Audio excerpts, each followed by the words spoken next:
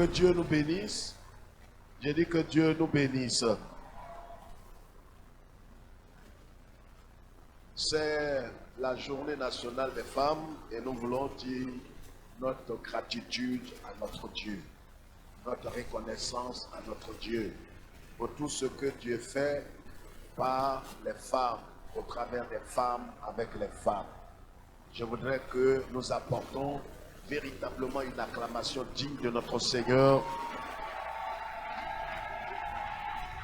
Alléluia. Alléluia. Ça, ce n'est pas des acclamations. Je dis des acclamations dignes de son nom. Alléluia. Que Dieu nous bénisse. Vous savez ce qui est bien dans cette histoire, c'est que les femmes, même pour qui nous sommes debout, elles-mêmes sont assises. Dites-leur que Dieu vous fortifie. Asseyez-vous. Vos présidentes se sont levées pour vous. Amen. Alors, je me tiens là ce matin, d'abord en tant que pasteur et aussi en tant que l'aide dans ce cadre-là de mon épouse. Vous savez que depuis quelque temps, elle était un peu convalescente, mais par la grâce de Dieu, ça va. Mais physiquement, elle ne peut pas se tenir là pendant encore 30 minutes à parler, et c'est pourquoi vous permettez que je parle ici au nom du Seigneur. 1 Samuel, chapitre 1. 1 Samuel, chapitre 1. On va aller très vite, on a déjà pris 15 minutes sur le temps qui m'était accordé. 1 Samuel, chapitre 1, le verset 3 jusqu'au verset 8. Nous lisons la parole du Seigneur. Nous lisons la parole de Dieu. Quand tu te lèves le dernier, ce n'est pas un bon signe. Asseyez-vous tous. Asseyez-vous. Ne te lève pas le dernier, ce n'est pas un bon signe.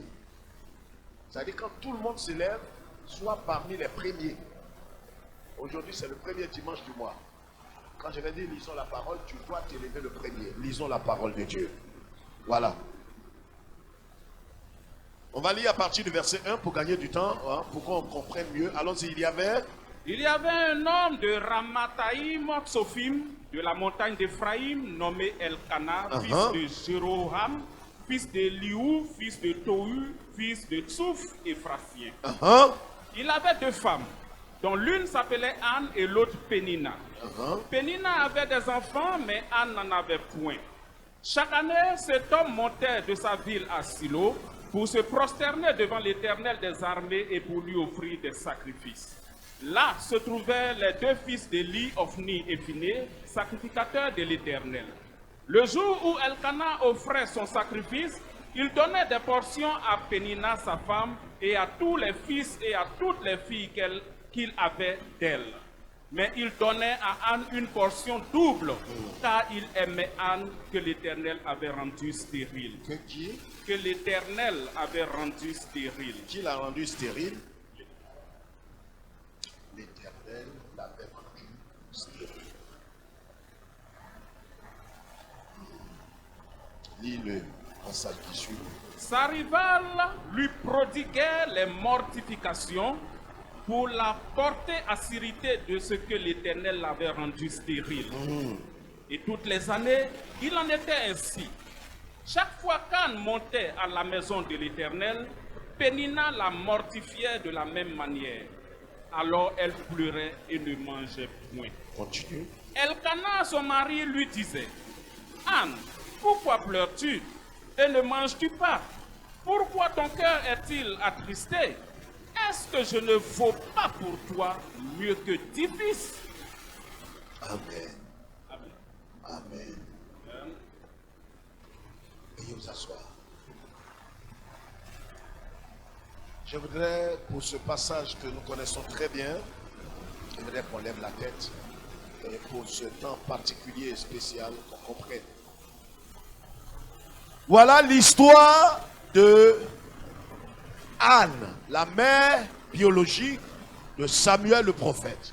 J'ai dit de lever la tête. Vous connaissez déjà l'histoire.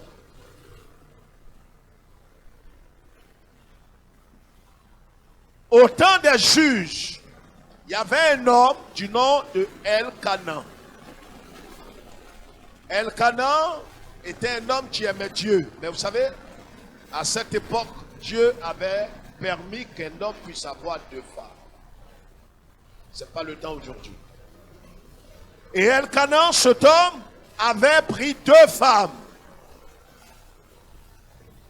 La première s'appelle Pénina. Pénina, on ne sait pas trop ce qui se passe. Et je voudrais que vous compreniez très bien le mystère qui est attaché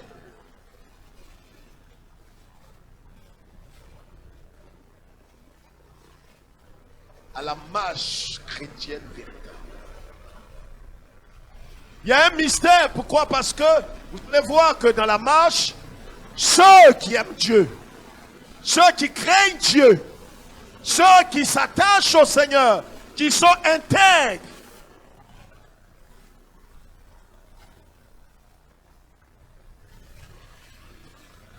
leur vie n'a jamais été du tout facile. Plus tu aimes le Seigneur, plus tu t'attaches au Seigneur, plus tu crains Dieu, plus tu as l'impression que les choses vont de travers. Tu viendras témoigner des bienfaits de Dieu. Tu viendras manifester ta gratitude envers Dieu comme Anne le faisait chaque année. Je veux dire à quelqu'un ce matin, du fond de mon cœur, ne baisse pas les bras. Je ne parle pas forcément de toi, mais je parle ici par l'Esprit de Dieu qui est sur moi, à quelqu'un parmi nous ce matin, peut-être qui nous suit, mais je vais te dire à toi spécialement, ne baisse pas les bras.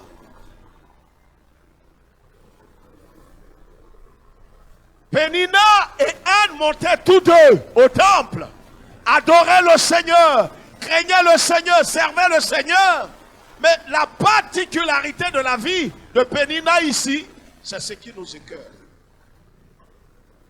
Écoutez, je voudrais souligner quelque chose d'important ce matin.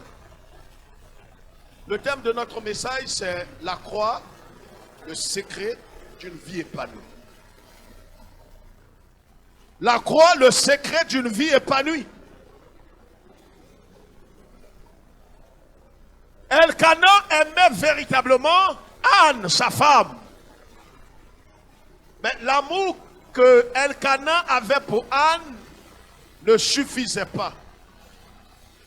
Vous savez, vous pouvez être dans un foyer, un homme peut vous chérir, il peut vous donner tout ce qui est nécessaire, mais vous allez voir que cet amour-là ne va pas combler véritablement votre cœur.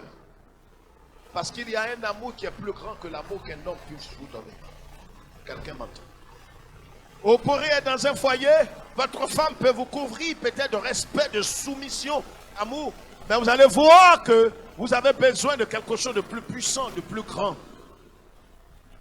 Elkanan faisait ce qui était en son pouvoir, aimait sa femme, et même dans le partage, il donnait double portion à Anne. Mais cela ne pouvait pas satisfaire son cœur. Vous savez, vous pourrez avoir double portion dans votre vie et dans votre existence. Cela ne va pas forcément régler le problème de votre cœur et de votre communion avec Dieu. Il y a un secret, frères et sœurs. Et dans tout ce que nous avons vu ce matin, on a compris que la voie qui mène au salut, qui mène à l'affermissement, qui mène à la maturité spirituelle, passe par l'intégrité, passe par l'opprobre.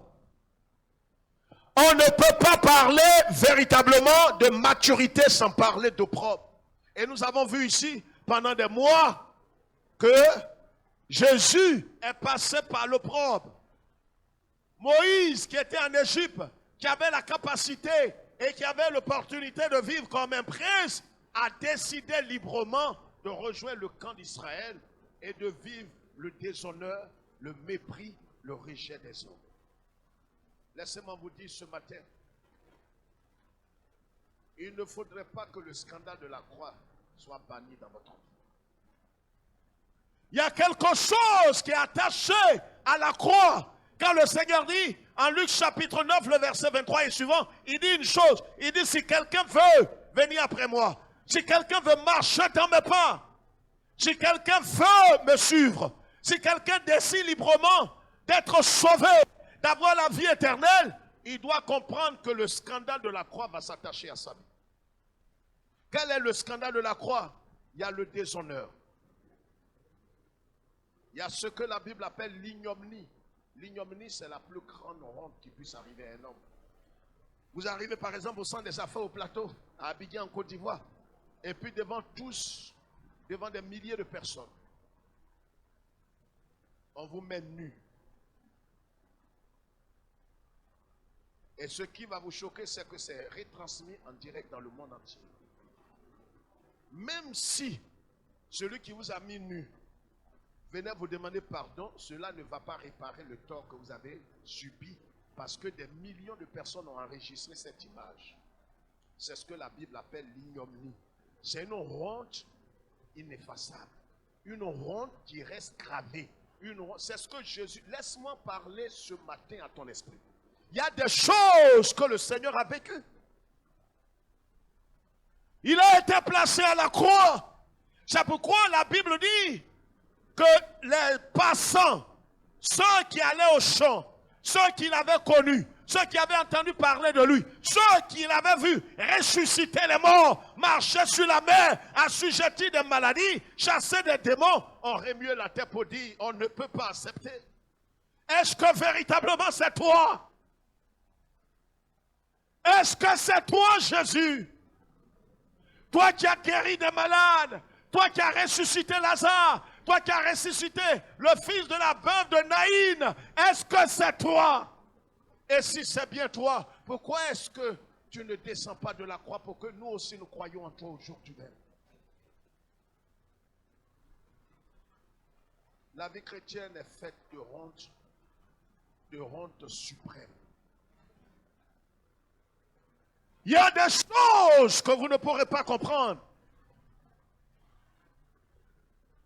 Mais dans toutes ces choses, l'apôtre Pierre dit en 1 Pierre chapitre 2 que Jésus a souffert, Jésus a connu l'ignominie, Jésus a connu l'opprobre, Jésus a connu le rejet. Lui qui est le Fils de Dieu. Vous savez, il y a des hontes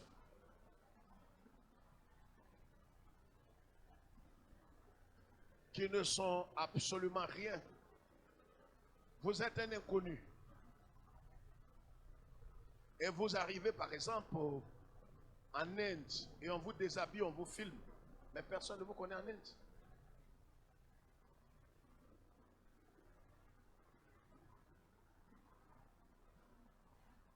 Jésus était connu dans tout Israël. La Bible dit que sa renommée était partout. Je voudrais que tu gardes cette parole dans ton cœur ce matin, ce premier dimanche du 9e mois. Que la vie chrétienne, ce n'est pas le yo-yo. Il aura des temps de réjouissance, des temps de joie, des temps de paix. Mais il aura aussi des temps que tu ne comprendras jamais. Et quand ces temps-là vont arriver, lève la tête. Ne baisse pas la tête. Il y a un secret pour tous ceux que vous voyez épanouis dans le Seigneur, qui combattent le bon combat, qui achèvent la course et qui gardent la foi. Il y a un secret. Les choses n'ont pas été faciles pour Paul, pour Pierre, pour tous ces apôtres et pour tous ces disciples. Anne, la Bible dit une parole ici. Peut-être vous n'avez jamais fait attention. Le verset 5 nous dit, mais il donnait à Anne une portion double, car il aimait Anne, que l'Éternel avait rendue stérile. On pouvait lire l'histoire de Anne étudier son histoire pendant des mois et des années, sans comprendre le mystère qui est caché derrière. Vous savez, lève la tête, je vais te dire ce qui suit. Vous savez, il y a certaines situations. Et comme nous sommes à un programme spécial des femmes, j'ai bien voulu illustrer cette histoire par l'histoire de cette femme qui a connu aussi l'opprobre dans sa vie. La honte et le déshonneur.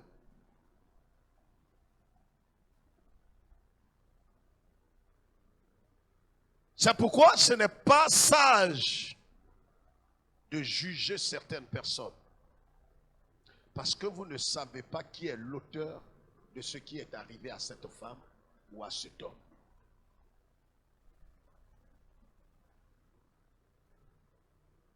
Ce passage, il nous arrive souvent de dire, oh, peut-être qu'il a été puni de Dieu. C'est ce que les gens ont dit de Jésus en Ésaïe 53. Quand Jésus a été crucifié, le monde entier, tous les gens en Israël et partout dans toutes les contrées, les gens ont dit certainement qu'il est maudit de Dieu. Vous allez voir une sœur honnête qui craint Dieu, qui sert le Seigneur et qui n'a pas encore d'enfant. À un certain moment, des sœurs, des frères, des pasteurs, nous sommes tentés de dire, pour elle, ce n'est plus une épreuve. Parce que quand même, une femme qui sert Dieu, elle-même, elle a prié pour des femmes. Elles ont eu des enfants. Et toi, tu n'as pas encore d'enfants. Pour toi, là, ce n'est plus la croix. Il faut qu'on cherche dans ta postérité, on cherche dans ta famille, on regarde dans ta lignée. Est-ce qu'il n'y a pas une malédiction générationnelle, une malédiction ancestrale qui pèse sur toi? Quand vous pensez à cela, pour quelqu'un qui n'est pas converti, c'est loyal, c'est raisonnable.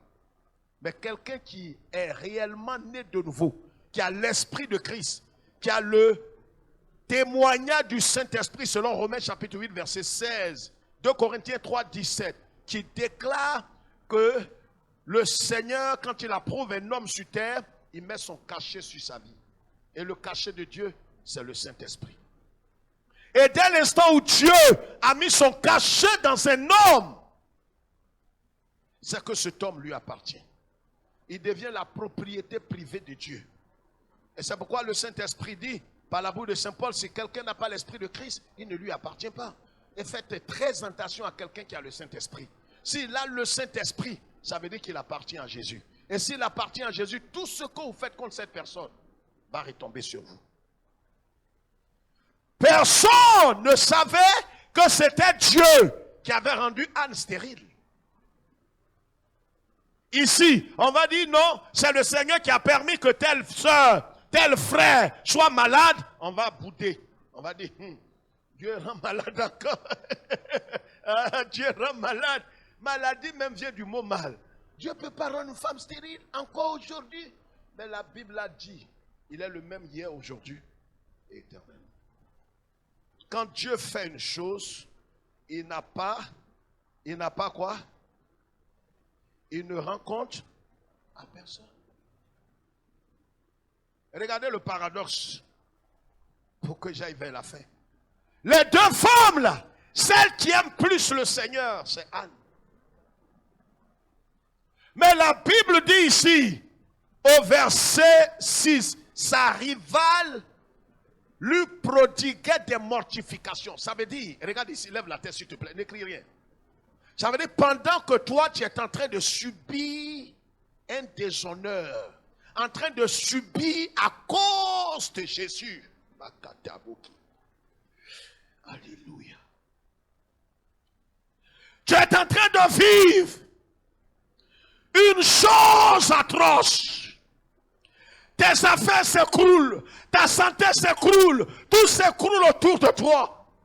Pas parce que tu as péché, pas parce que tu as volé, pas parce que tu as trahi Dieu. Mais autour de toi, personne ne comprendra. Les gens vont te regarder avec un œil accusateur. Ils vont dire certainement elle est maudite. Est-ce qu'elle apporte sa dîme même? Est-ce que celle-là n'a pas triché? Est-ce que celle-là n'a pas fait quelque chose? Mais tout ne peut pas tomber sur toi comme ça. La Bible dit que Anne montait au temple. Malgré la stérilité, donc on ne connaissait même pas la cause. Elle ne sait pas la main qui est derrière. Or, certainement que c'était, je l'ai dit de regarder ici. On allait foudroyer la main qui est derrière ça. Je paralyse celui qui est derrière cette stérilité. Comme tu es paralysé, celui qui est derrière. Or, celui qui est derrière, c'est qui? C'est qui? Aide-moi, c'est qui? Et comme tu n'as pas pu paralyser sa main, alors, il est obligé de lui-même te paralyser. Paralyseur paralysé. Il y a des choses que Dieu, dans sa souveraineté, va t'amener. Parce que le but, ce n'est ni ton confort. Son but, ce n'est ni ton bien-être d'abord physique. Mais ce que Dieu recherche c'est ton épanouissement spirituel d'abord. Quand cela est établi, il dit toutes choses te seront accordées. Mais en son temps, Anne ne savait pas que c'était Dieu qui l'avait rendue stérile. Mais elle criait vers Dieu. Elle adorait Dieu. Elle servait le Seigneur. Ce matin, quel est ton état, femme? Peut-être que pour toi n'est pas la stérilité, mais c'est une stérilité financière, une stérilité sociale.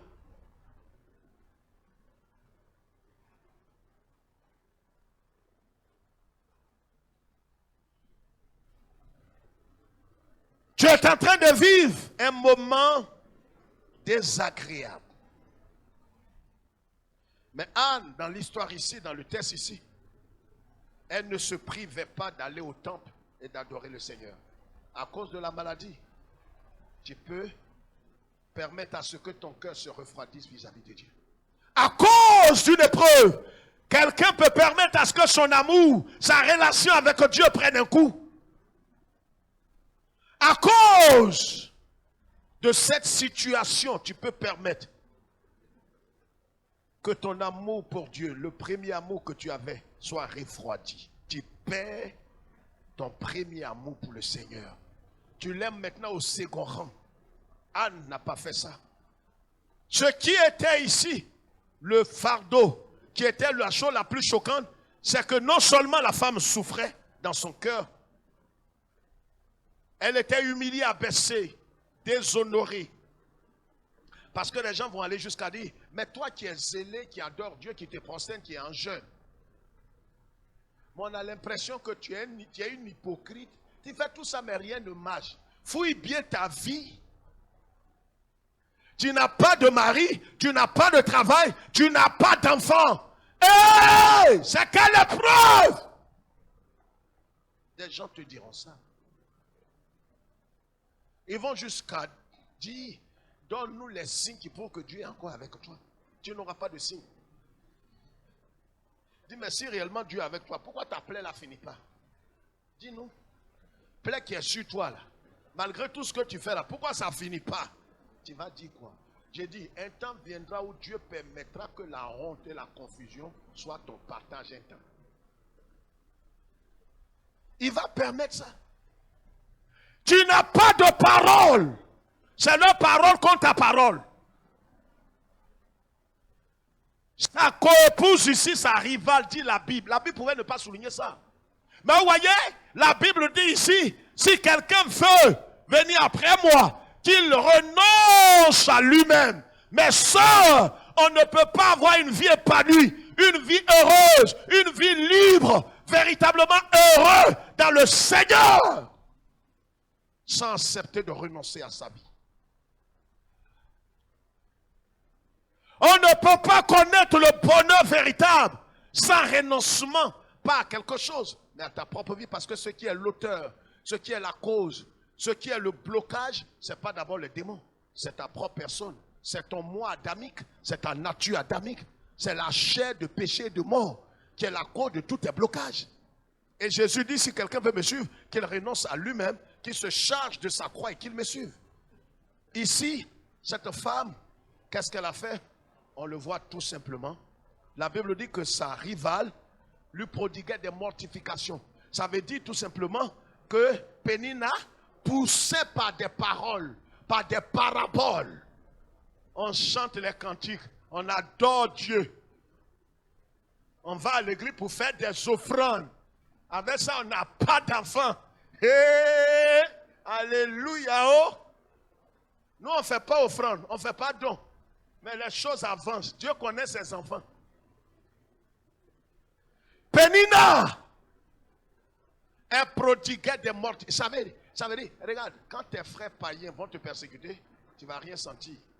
Mais quand ta propre soeur, ton propre frère, va commencer à te poser la question, j'ai dit, ton affaire là, non, c'est pas que je veux me moquer de toi. Cette année, ça vous fait 12 ans, non? Mais de rien. Dieu, 12 ans déjà, vous êtes mariés. Jésus-Christ. Non, mais le message que le pasteur prend, on dirait c'est pour toi-même. La croix là-même, c'est ton nom. Non, toi, tu es crucifié au carré. J'ai dit, jusque-là même, il n'y a même pas un petit bébé comme ça. Tu n'as pas pris l'état à 12 ans là. C'est quoi ça encore dans l'église? Là maintenant, elle ajoute dans l'église pour dire il y a une malédiction qui plane sur l'église.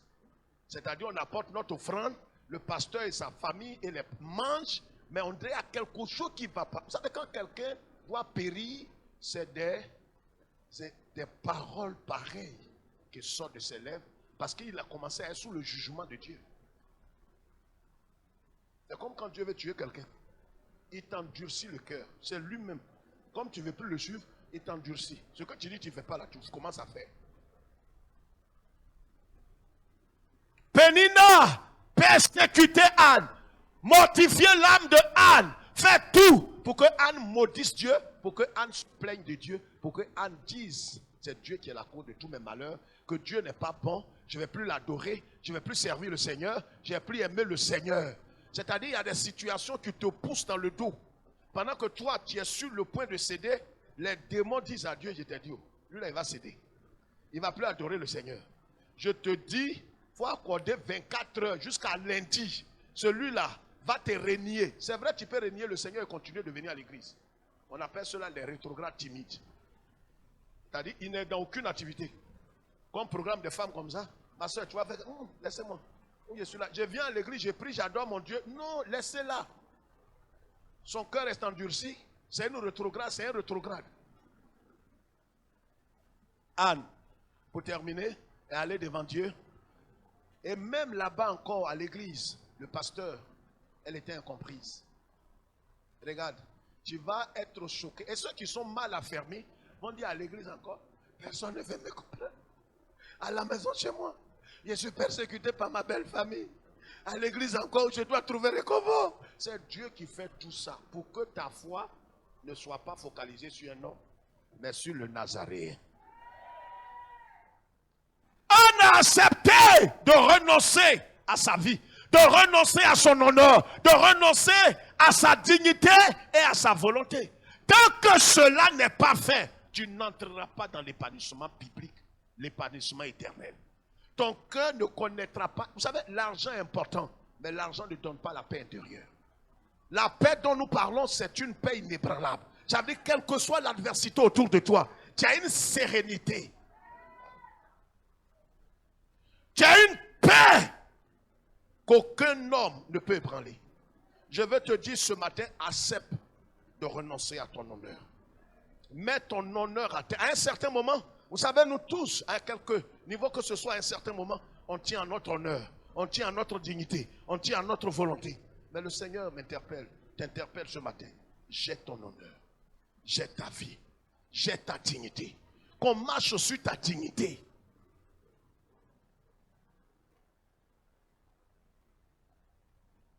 Je vous ai raconté l'histoire. Je m'arrête là. Je vous ai raconté l'histoire de cet homme. De qui?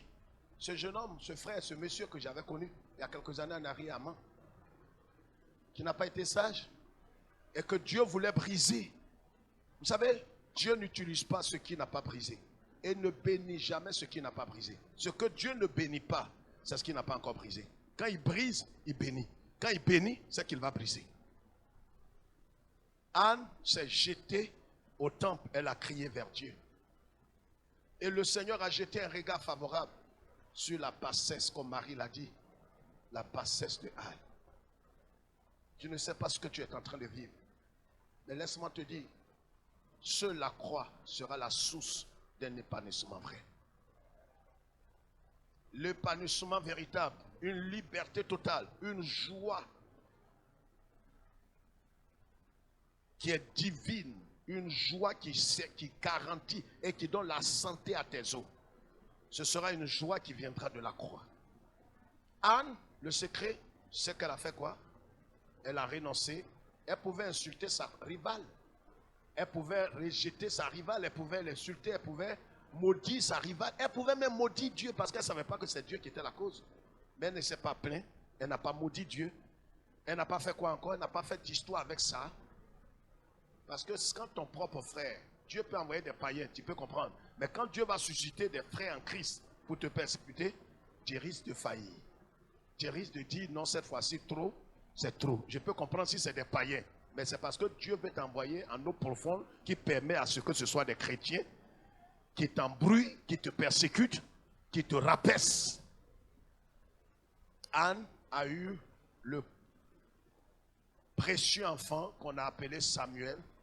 Et quand Anne n'a pas fait une prière, si vous vous souvenez bien, on aura l'occasion d'entrer dans les détails prochainement. Mais quand vous lisez correctement l'histoire, vous allez voir que Anne n'a pas fait une prière égoïste. Elle n'a pas dit, Seigneur, donne-moi ça. Et tu vas voir vraiment, Seigneur, ça fait des années. Tu vois, Pénina a eu des enfants. Donne-moi un enfant maintenant pour que ma famille sache que vraiment mon ventre n'est pas stérile. Que Seigneur, tu es le Dieu tout-puissant, que je t'adore pas. Non, ce n'est pas des prières comme ça qu'il faut. Anne lisait bien l'histoire. Elle a dit à Dieu, là où je suis arrivé, donne-moi un enfant. Je vais te prêter cet enfant. Donne-moi un enfant qui sera à ton service. Quand Dieu voit son intérêt, il ne peut pas. Mais vous voyez, il ne faut pas faire comme ce monsieur et sa femme. Dieu, prions. Prions Dieu. Hein? Chérie, mettons-nous en genoux, on va prier. Seigneur, mon Dieu, mon roi. Oh mon Dieu, Seigneur, pour le marché que les gens veulent nous donner. Seigneur, c'est 25 millions. Si tu nous donnes les 25 millions, Seigneur, je vais te donner 20 millions, Seigneur. Je vais te donner 20 millions. Sa femme a tapé sur sa nuque. Tu es fou. Tu donnes 25 millions. Ça fait 3 ans, on n'a pas payé nos loyers. Tu ne parles même pas au moins d'1 million. Je dis non, chérie, laisse. Je sais de quoi je parle. On n'a qu'à avoir 25 millions là d'abord. Tu sais, Dieu là, si tu ne le flattes pas, il ne te donne rien.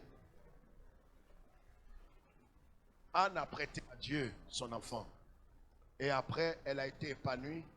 Et aujourd'hui, on peut parler des femmes qui ont été des canaux invisibles dans la libération d'Israël. Anne fait partie. Vous savez, il y a des gens, c'est comme des frères qui sont derrière la caméra. On ne les voit pas, mais c'est celui qui le filme qu'on voit. Il y a des acteurs qu'on voit, mais il y a des acteurs qu'on ne voit jamais. Anne fait partie de ces gens qui ont été des canaux, des miracles pour Israël. Je vais dire ce matin à quelqu'un, la seule voie qui mène à une vie épanouie et libre, une joie véritable et éternelle, c'est d'accepter et laisser tomber ton honneur. Et dire, Seigneur, c'est vrai. J'ai réclamé la dignité, j'ai réclamé l'honneur, j'ai réclamé la dignité. Mais ce matin, je laisse tout tomber. Et je viens à toi tel que je suis. La femme là l'a persécuté, mais quand vous lisez la suite de l'histoire, on ne parlera plus de Pénina. Je ne sais pas si vous avez fait attention. Il y a des gens dont on ne parlera plus quand Dieu va s'élever dans ta vie. Je croyais que c'est de toi que je parlais. J'ai dit, il y a des gens dont on ne parlera plus. Actuellement, on parle d'elle parce que Dieu ne s'est pas encore levé dans ta vie. Quand Dieu va commencer à rentrer en scène dans ta vie, on ne parlera que de toi et des fruits de tes entrailles. Que cette parole brève soit gravée sur la table de ton cœur. Et que ce matin, ton cœur ne s'alarme point. Et que ton cœur reste attaché au Seigneur. On va baisser la tête.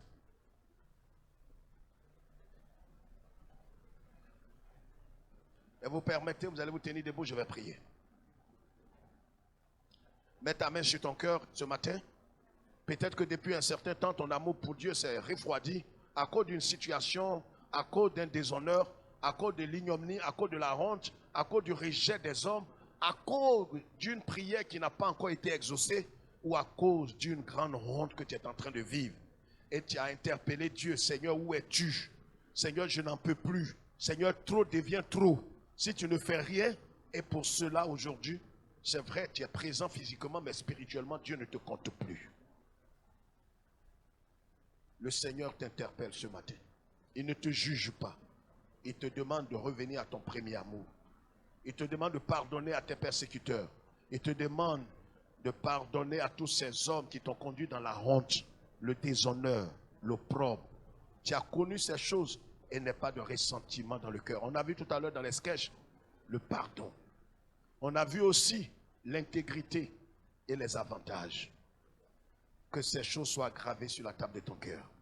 Seule la mort à soi t'introduira dans une vie épanouie, une vie divine, une joie divine. Que ton nom soit béni. Que toute la gloire te revienne.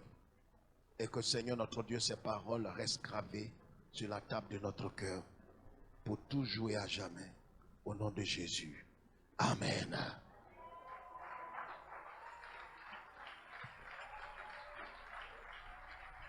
Amen.